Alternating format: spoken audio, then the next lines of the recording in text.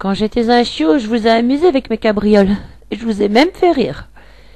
Vous m'aviez appelé votre enfant. Et en dépit de plusieurs chaussures mâchées et quelques oreillers assassinés, je suis devenu votre meilleur ami.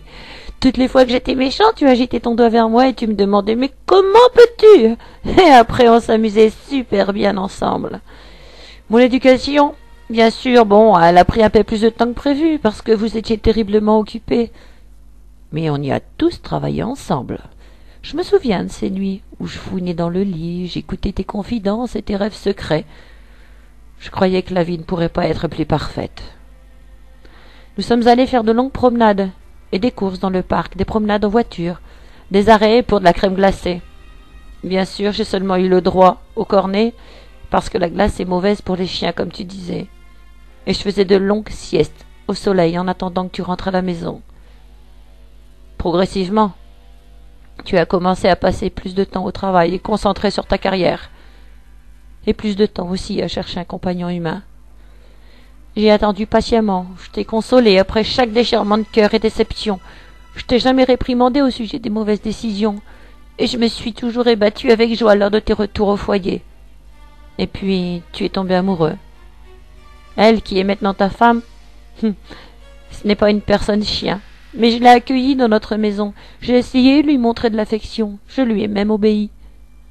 J'étais tout simplement heureux parce que toi, tu étais heureux. Ensuite, les bébés humains sont arrivés et j'ai partagé votre excitation. J'étais fasciné par leur couleur rose, leur odeur, et je voulais les pouponner aussi. Seulement, vous vous êtes inquiété que je puisse les blesser et j'ai passé la plupart de mon temps banni dans une autre pièce ou dans une niche. Oh, comme je voulais les aimer! Et je suis devenu un prisonnier de l'amour. Quand ils ont commencé à grandir, je suis devenu leur ami. Ils se sont accrochés à ma fourrure et se sont levés sur leurs jambes branlantes. Ils ont même poussé leurs doigts dans mes yeux, fouillé mes oreilles. Ils m'ont donné des baisers aussi sur le nez. J'aimais tous deux, et leurs caresses, parce que les tiennes étaient maintenant si peu fréquentes. Et je les aurais défendus, tu sais, avec ma vie, si besoin était. J'allais dans leur lit et écoutais leurs soucis et rêves secrets, et ensemble nous attendions le son de ta voiture dans l'allée. Il y a eu un temps, tu sais, quand les autres te demandaient si tu avais un chien, et qui te demandaient juste une photo de moi dans ton portefeuille, tu leur racontais nos histoires, nos folies. Ces dernières années, tu répondais juste oui, et changeais de sujet.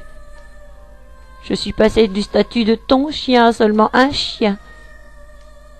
Et vous vous êtes même offensé de chaque dépense pour moi. Maintenant, vous avez une nouvelle occasion de carrière dans une autre ville et vous allez déménager dans un appartement qui n'autorise pas d'animaux familiers. Tu as fait le bon choix pour ta famille. Mais rappelle-toi, il y a eu un temps où moi j'étais ta seule famille. J'étais excitée aussi par la promenade en voiture, jusqu'à ce que nous arrivions au refuge pour animaux. Là-bas, ça sentait les chiens, les chats, la peur, le désespoir. Tu as rempli quelques papiers et tu as dit « Je sais que vous trouverez une bonne maison pour elle ». Ils ont haussé les épaules. Ils t'ont même jeté un regard attristé. Ils comprennent sans doute la réalité qui fait face à un chien entre deux âges, même avec des papiers. Tu as même dû forcer les doigts de ton fils pour les détacher de mon col, et il criait « Non, non, papa, s'il te plaît, ne le laissez pas prendre mon chien !» Et je me suis inquiétée pour lui. Quelle leçon lui avez-vous apprise à l'instant au sujet de l'amitié, de la loyauté, au sujet de l'amour et de la responsabilité, et au sujet du respect pour toute vie? Tu m'as donné juste un au revoir caresse sur la tête. Tu as même évité mes yeux, et tu as aussi refusé de prendre mon collier avec vous.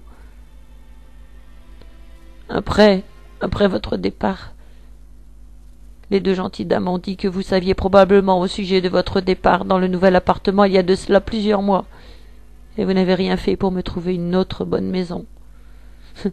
Elles ont secoué la tête et ont dit « Comment est-ce possible ?»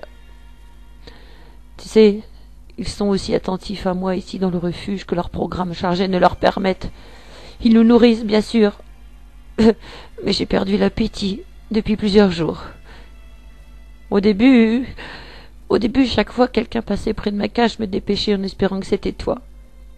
que tu avais changé d'avis, que c'était juste un mauvais rêve, où j'espérais tout au moins que ça soit quelqu'un qui se soucie de moi, qui aurait pu me sauver. Quand je me suis rendu compte que je ne pourrais pas rivaliser avec les autres chiots qui folâtraient pour attirer l'attention, je me suis retiré dans un coin de la cage. Et j'ai attendu. J'ai aussi entendu ses pas quand elle s'approchait de moi en fin de journée, et je piétinais le long de l'allée, jusqu'à une pièce séparée, une pièce heureusement tranquille. Elle m'a placé sur la table, elle a frotté mes oreilles, elle m'a dit de pas m'inquiéter. Bien sûr, mon cœur battait d'anticipation à ce qui allait être mon avenir, mais il y avait aussi comme un sentiment de soulagement. Le prisonnier de l'amour avait survécu à travers les jours. Comme c'est dans ma nature, je me suis plus inquiété d'elle. Le fardeau qu'elle porte pèse lourdement sur elle, et je le sais, de la même manière que je connais votre humeur chaque jour. Elle a placé une chaîne doucement autour de ma patte de devant, et une larme enroulée sur sa joue. J'ai léché sa main de la même façon que je te consolais il y a tant d'années. Puis elle a glissé l'aiguille hypodermique, habilement, dans ma veine. Quand j'ai senti le dard et le liquide se répandre à travers mon corps, je me suis assoupie. Je l'ai examiné de mes gentils yeux et j'ai murmuré « Mais comment as-tu pu ?» Peut-être parce qu'elle comprenait mon langage. Elle a dit « Je suis si désolée. » Elle m'a étreint.